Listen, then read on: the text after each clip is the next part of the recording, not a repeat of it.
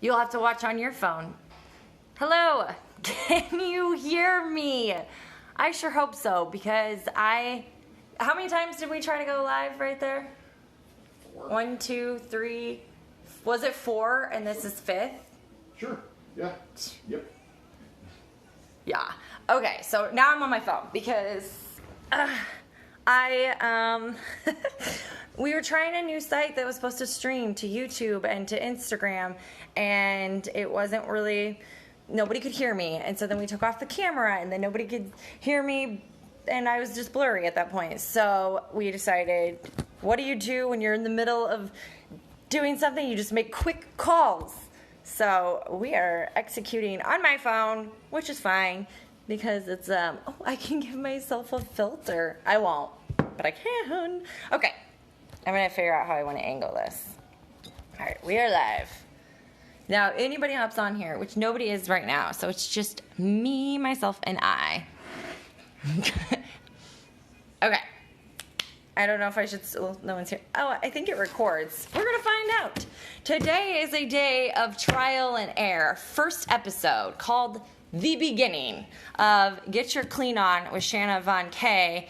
Could be an epic fail with giant potential to learn. So we will come back bigger and better next week, stronger, because we'll hopefully be able to work out some of the kinks, and it might take us until the end of the series. But who knows? Maybe we'll like it. Maybe we'll stay. Or maybe we'll go. So anyway, I'm going to go ahead and get started because I do have to go clean a couple houses today. And when I say a couple, I literally mean 2. So here we go. I'm going to start with my intro because nobody could hear me on the last 2 ones. I don't like this angle. I feel like we could do better. Okay, we can. So we're going to start here. Okay. So cleaning is what I do, and an entrepreneur is who I am. Mindset is my focus. Business is my game. If you can't laugh, we can't hang. If I could make a dent on the world, it'd be to inspire others to live their best life by me living my best life. I have a heart like a hotel, room for you all. Sometimes I fly, and sometimes I fall. I am Shana von K, and I am here to start your day. I was going to say morning, but that doesn't rhyme. So anyway, let's have some fun, and let's get started now. It might not be such a longer episode because of the fact that I had to kill it sooner than later, but I will try to do a quick little spiel, or maybe I won't. Because we are on we have 2 minutes until we were supposed to be ending, but we had to break it up and do that. So maybe instead of, well, my whole plan, my beautiful plans are ruined. I'm just kidding. I want to give justice to the next episode, so I think I'm going to save a lot of this. As far as talking a little bit about who I am, I want to be able to get it up onto my YouTube and be able to record the footage, and I can't really do that very well on my phone. So I think I'll talk a little bit about that next week. But I can at least give the cleaning tips. I could go there. So let's do those. And I also can do question and answer. So if anybody pops on and you have a question or answer, nobody's on here. Bummer. Okay, so I was going to talk about, Fred asked me a question. Oh, you know what? Let's just say hi to Fred. Say hi, Fred. Hi, everybody. He's got the lights up. Makes me look a little better. That's why I shouldn't need a filter. Okay, so then my notes say that, he asked me how to clean crystal. And I was like, I don't know. I guess I would probably use, if I had to guess before I researched it, which I did, but I probably would have used a glass cloth and like a water and vinegar mixture. So I'd do it like I would clean my glass and my windows, because I do use a very mild cleaner on it. I think you don't even need cleaner on glass or windows. You could just use water if you have the right rag, or towel. I used to work in the service industry, and if you were to say, you weren't allowed to say, go grab the towel or the rag to clean things, because people didn't like the sound of rags and it was food, so you had to say towel, and I never could do it, but I do understand it now. Okay, so then I forgot what I was talking about. Oh, crystals. So then I researched it. Now I don't have experience, and I'm not going to pretend to act like I know because I don't know. But what I do know, and with my experience, I think it makes sense. This is what I would try, but I haven't yet. And that is, they said to use salt and water or a little bit of vinegar, salt and water, because the salt helps.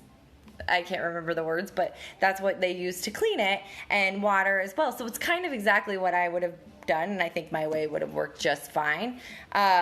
But there was actually a couple of different ways, but that way made the most sense to me. A little bit of salt, or you can just soak it in water. They said like the water, there's like mineral and stuff in the water that can kind of get some of the debris off and stuff. But if it's like really dirty, I would definitely go with the vinegar and salt and water. But research, do your homework, and make sure on yours, because you want to do little test trials, and maybe one day we can do one together. That might be fun. And then that's also the same for those crystals, the healing crystals. And then my other one I was going to talk about was my go-to clean. So all day, every time I clean. There's nobody on here, FYI, so I'm just talking to myself, but but I'm okay with that. So every time I go to clean houses, my house, anyone's house, my go-to, my number one thing needs to be in my caddy is Dawn dish soap. It's not necessarily Dawn. You could use whatever detergent that you like that's a dish soap, but it works for everything. It's a degreaser. It smells good. It kills bacteria. Like it's a good one. So I usually use that one, and my method of using it is I usually use it with hot water and a sponge. I always get a non-scratch sponge. They're usually blue. And depending on the surface you're using, they have an abrasive side and a non-abrasive side. I usually stick to my non-abrasive side, except for when I'm doing like tiles or I'm doing countertops. But it kind of depends on material, because if it's natural stone, you want to be a lot careful. You don't want to ruin the finish. So wood, you want to be very careful with. And one day I'm hoping I will be able to design kind of like a worksheet or something that explains, because really cleaning comes down to like 3 steps. But it also, the choosing on what product to use for what thing you're cleaning depends on the material, and then also the chemical. So I think if I can combine and create those together, one day I will build that for you. And now I've said on camera, so I have to. So with Dawn, I like for countertops, for instance, what I will do is I will put a little bit of Dawn and dish soap onto a sponge, and I will scrub the countertop.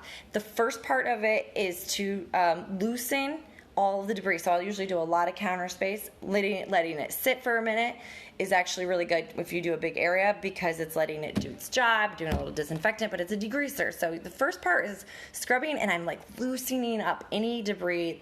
So if you got like a big like spaghetti stain that's hard on, it's loosening all of that up, and you usually can feel it when you're cleaning a counter, because it catches you. So if you're catching, you just keep going, catch it, and then till it loosens, and you're like, got it. So you've got it perfectly cleaned.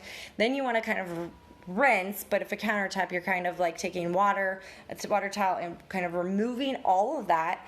And then the third step, which is unnecessary, actually with the rinse, you can even spray that down too with a disinfectant, because right now disinfectant is the star of cleaning, if you will. But with that said, sorry, I was hurting my feet. With that said, then the next step is my favorite, which is making it shine or making it pretty. And that is you can use whatever you want. I really like a basic vinegar, water, and a little bit of essential oil. I usually use tea tree because, again, it's a disinfectant. So it's going to help if you're like cleaning stuff to get like the molds and mildew and all that stuff. So it's just kind of a good go-to cleaning one. But you can use whatever one you want, especially it's more there for smell than anything. But also, there's actually a lot of people out there that would know more. Maybe I do have a girl in mind. I talked to her the other day, and I can't remember her name because it was an Instagram name, but I might reach out to her about maybe coming on and joining me to answer some essential oil to add to cleaner, because I do use it, and mostly because I use vinegar and things like that, so it just kind of helps with the smell.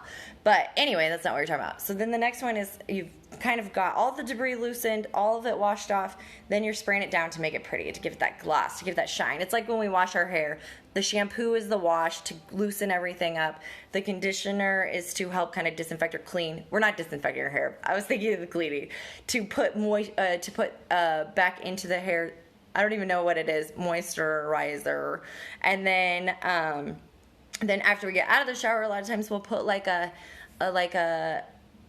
oil, I can't think of the name, those oils that we put in our hair, and that helps to give it that shine. So it's kind of the same method with cleaning as it is with your hair, if that maybe helps with a metaphor.